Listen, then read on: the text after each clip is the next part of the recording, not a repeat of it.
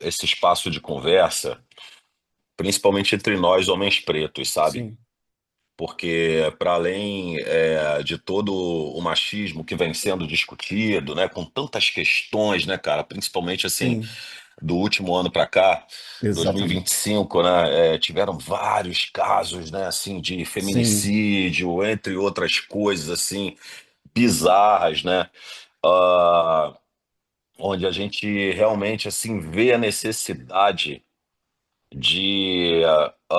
de nós homens nos unirmos, né, para conversarmos, né, ter uma sim, troca, um espaço de troca sincero entre sim, nós, para que a gente realmente chegue a conclusões mais saudáveis, né, na nossa vida, né? pode Para crer. que a gente tenha atitudes mais saudáveis na nossa vida, Uhum. porque, pô, para gente que veio da década de 80, por exemplo, Sim, né? sim, Veio um outro rolê, né? A gente veio da geração sim, Millennium, né? E a sim, geração Millennium passou por muita coisa relacionada à sua própria paternidade, né? sim, com Dentro de certeza. casa. Eu, por exemplo, conheci meu pai com 18 anos, Uhum. né? Hoje em dia meu pai é meu amigo, meu parceiro, meu confidente. Eu, Sim, graças a Deus, tenho isso bem resolvido na minha vida, mas assim, mas é impressionante a quantidade de meninos e meninas pretas, e não só meninos sim, e meninas, né? Já homens e sim, mulheres formadas, assim, que não tem nem o uhum. sobrenome do seu pai no registro. Sim, sim, Né? sim, sim. Então, essa é uma questão muito profunda, né? Que óbvio que nem todo preto, né? Nem toda pessoa preta passou por isso, Uhum. mas é um fato que uma grande parte das famílias pretas foram constituídas assim com Sim, as matriarcas segurando a bronca uhum. sozinhas, Sim, né? Então é muito importante a gente ter esse espaço de conversa, sabe? Porque não é sobre o que a gente passou, é sobre o que a gente pode fazer a partir daí. sim, sim, Porque paternidade, ah, no fim das contas, é sobre amor próprio, né? com certeza. É, Então, é exatamente isso. é sobre amor próprio, né, cara? E, assim, e eu não tô aqui para dizer para você que tudo relacionado à paternidade, por exemplo, na minha vida tá bem resolvido, porque eu tenho três crianças, né, Exatamente. de Sim, três relacionamentos diferentes, assim, né? E cada uma com uma necessidade, cada mãe com uma uhum. necessidade, né? Que embora tenham seus relacionamentos, né, que são mulheres incríveis, que são mulheres assim que no fim das contas, no dia a dia, são elas que estão ali, né? Uhum. É, e como entendendo nesse processo o primordial que é como ser presente na vida dos meus filhos Uhum. a partir dessa separação, né? Sim, Isso é realmente desafiador, principalmente para gente que vive na vida artística, né? Não uhum. só, óbvio, mas para gente que vive na vida artística, que Sim, é uma carreira que, se eu deixar, rouba mesmo a minha atenção e a minha presença na vida dos meus filhos. sim, com Por conta certeza. de tantas viagens que a gente faz, de toda a Sim, dedicação que você tem que ter, enfim, porque não só como artista, mas como homem preto, eu não posso ser menos do que, desculpa até o termo, mas eu não posso ser sim. menos do que foda. Não, não Então, tem. é uma cobrança muito grande nesse lugar, sabe? Uhum. Uhum. Então, quando você adentra nesse lugar, né, artista, esse status de pessoa pública que as Sim, pessoas, que acaba sendo projetado em você, né, você naturalmente ganha um brasão ali de que você tem que ser perfeito. sim, sim. E isso afeta o nosso psicológico de uma maneira que muitas pessoas não têm acesso, né?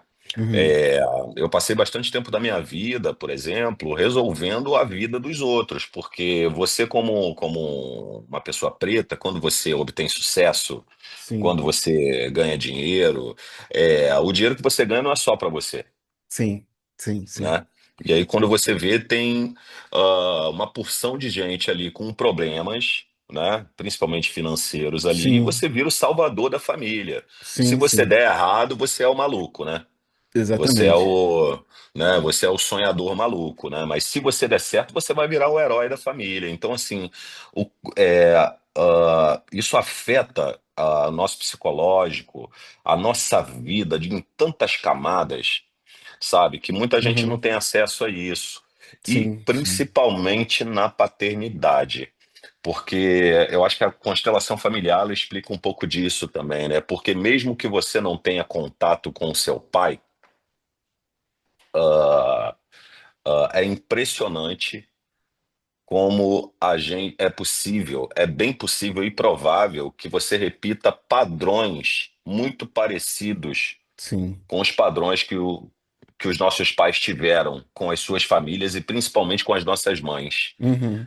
É impressionante como, mesmo não tendo contato com os nossos pais, é muito provável que nós homens repetimos, não só homens, né, mas falando de nós Sim, aqui, sim. né, em que a gente provavelmente vai repetir os mesmos padrões que os nossos pais, né? Uhum. Então, essa é uma herança hereditária que chega um momento da nossa vida que, se você não procurar se aproximar, né, investigar a sua ancestralidade, Uhum. né, e o histórico da sua família, o histórico da relação, desde lá do nosso bisavô, do nosso trisavô, do nosso tataravô, e o nosso pai com a nossa mãe. Se você não parar para investigar isso mesmo, assim, sabe, você não consegue romper esse ciclo, Sim, né? E concordo. é daí que vem o autoconhecimento. Eu, por exemplo, eu só entendi muita coisa sobre a minha relação com os meus filhos, né? E como eu me relaciono comigo mesmo, com a minha Uhum. saúde, com o meu psicológico, com inúmeras coisas, né, que acontecem na nossa vida, meus padrões de comportamento, a partir do momento em que eu comecei a pesquisar, a conversar com meu pai e com a minha mãe sobre a vida pregressa deles, sobre Uhum. como foi a relação deles com o meu avô, com a minha avó, sabe? E a Sim, partir daí eu fui entendendo muita coisa, né?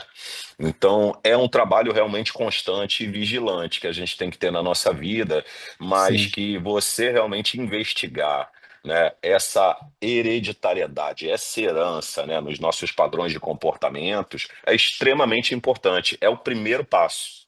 sim, com É o certeza. primeiro passo. E isso pode ter certeza de que vai hoje, ajudar muito assim na construção da sua paternidade, Uhum. Mas eu sabe? tenho certeza disso. Eu passo por isso também o tempo inteiro. Aham. É algo que não tem como ocorrer. Por isso que eu acho que é Uhum. importante a gente ter esse tipo de trocas, também para a gente não ficar, de certa maneira, ensimesmado, né? Sim. Muito dificilmente a gente vai, hoje em dia, levando para a questão do tempo, a gente vai ter tempo de parar para falar de paternidade já nos momentos em que a gente está entre pares, né, entre os nossos. Então, vai ser mais um momento para distrair, relaxar, desopilar, desplugar de algumas coisas.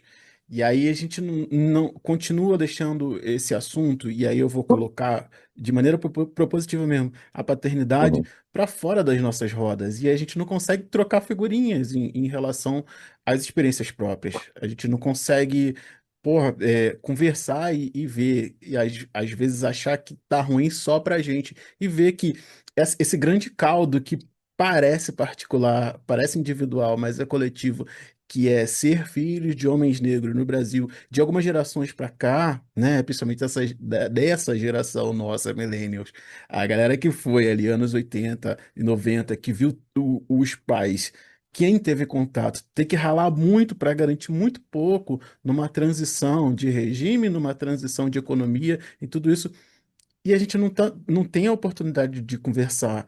É óbvio que as próximas gerações, elas não vão precisar, talvez, ter esse tipo de conversa, porque estamos tentando fazer coisas e isso com certeza no momento passa, né? Mas Uhum. a gente está tendo filho agora e é isso que a gente precisa fazer justamente para romper esse ciclo. Ora, se a gente tem consciência, se a gente já conseguiu, de certa maneira, organizar um pouco dessas ausências, nem que seja acessando coisas, que é o motivo da gente estar trocando aqui agora. Porra, eu considero obrigação, assim, tem que ser feito, porque tem gente que não vai conseguir pegar toda essa elaboração feita.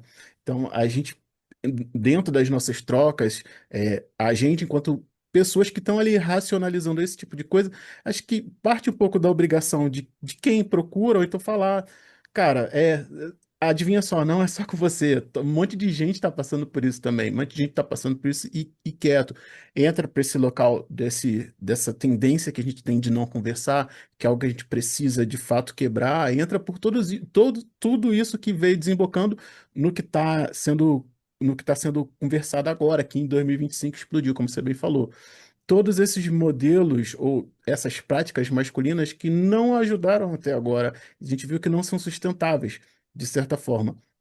E como a gente veio vindo e perdendo a possibilidade de estar em roda e conversar, isso acabou. Então a gente precisa de fato criar esses espaços, fomentar essas conversas para que, como eu falei, as pessoas entram nesse cara, não sou só eu que passo por isso, não sou só eu que tenho questões, não, olha só, ser filho de homem negro e ser um homem negro e ter filhos no Brasil, você vai ticar alguns locais aqui, com certeza, porque isso é coletivo, é da história, é da construção do nosso país.